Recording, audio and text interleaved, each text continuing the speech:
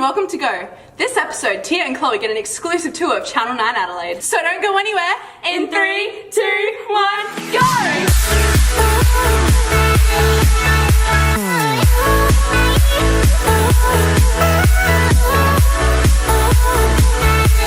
I'm Will McDonald and you're watching the web series Go.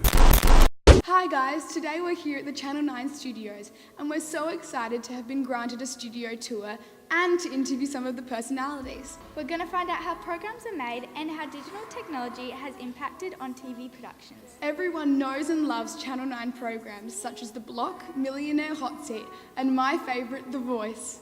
We're going to look at how local news is made and presented.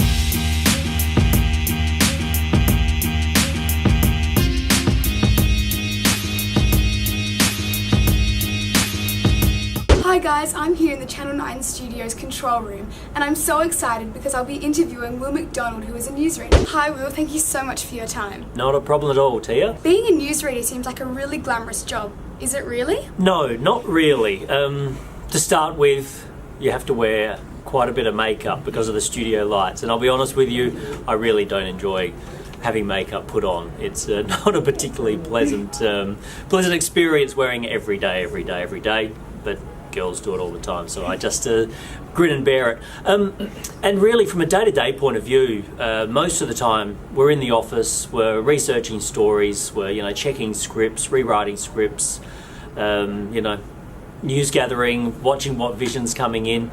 A lot of the time it's just in the office producing news. So sometimes there may be looking like it's a little bit glamorous, but not really, no. Right, Tia, so this is the newsroom all around here, but along here are all the edit suites where all the vision comes in and our editors will put all the stories together.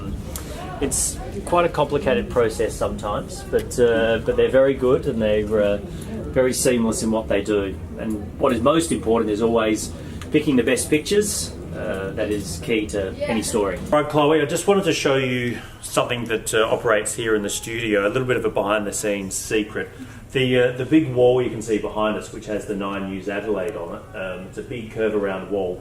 Now, it's all made up of individual, flexible light pads like this one. So they all go together, and that's how we make the big wrap-around wall as part of the studio. So when, unfortunately, like technology, when one of them has a little bit of an issue, we can replace it without having to replace the entire studio. What have been some of the biggest challenges? The biggest challenge on any story, almost always, is the deadline. The deadline never stops. There's always a time frame that you have to work to. And now we have so much news throughout the day. We have the morning news, we have the late morning news, we have an afternoon news, we have a radio news that we do, and then we have the 6 p.m. news. So right throughout that day, no matter what story you're working on, if it's a big major bushfire, or if it's a state political round story, or whatever's going on, the deadline is always the biggest challenge. If you weren't a newsreader, what would you like to be doing now? That's a very difficult question because I'll be honest with you, I always wanted to be a journalist in some way, shape or form. Right from time I was probably, I think, 8 years old, I figured I wanted to work in journalism in either newspapers or radio or TV. As I got older, I really wanted to be a TV journalist, and as I got a little bit more experienced, I wanted to be a TV newsreader. Luckily, I've managed to get there with, like I say, a little bit of luck and some hard work as well. What would I be doing if I wasn't doing this? Probably something quite adventurous, something very different, something very, very different. Because I do see a lot of people doing quite amazing things, sportsmen and adventurers and, mountaineers, all sorts of things. I reckon I'd be doing something adventurous, but I'm not quite sure what it is. Thanks so much for your time today, Will. It's been great chatting to you. No problems. Would you like to see you down in the studio? I'd love to. All right, let's go. It's a relatively new studio. It's been operating a couple of years, I think, here at our new headquarters. Every day before the news, I'm always very cautious not to fall down the stairs because that would make it very difficult. Come on in. What would you say are your highlights with this job? The highlights of the job really are getting to meet some amazing people, inspiring people doing unbelievable things. Just the other day we had a story of a 102-year-old Adelaide woman who became the world's oldest skydiver. So it's just an amazing thing to see people doing things like that. Ordinary people who you might walk past in the street, but they've got an amazing story to tell, or they're doing something amazing. That's what I really like about the job, getting to talk to people like that and getting to see and hear their stories. Have you done a story that stands out, and what would it be? It's kind of hard to pick a story that really stands out.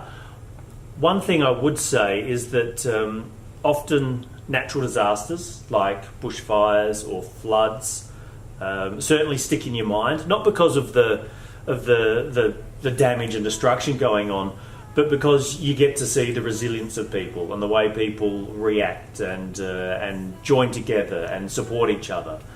So, you know, I've covered a number of bushfires, I've covered a number of floods, and in each and every one of them, you see people just really becoming part of the community and pitching in and helping people they may not even know, but they really just get behind each other. And that's one thing that really does stick in my mind, no matter what sort of story I'm covering in the natural disaster area.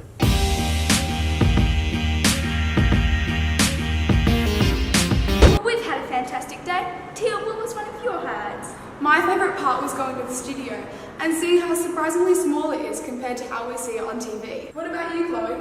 Well, mine was definitely meeting Will McDonald. It was so interesting to find out his journey throughout his career. In our next episode, Ayla takes us to her karate class.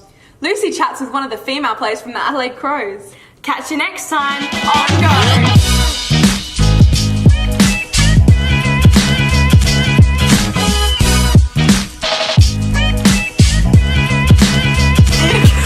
The 3 stars.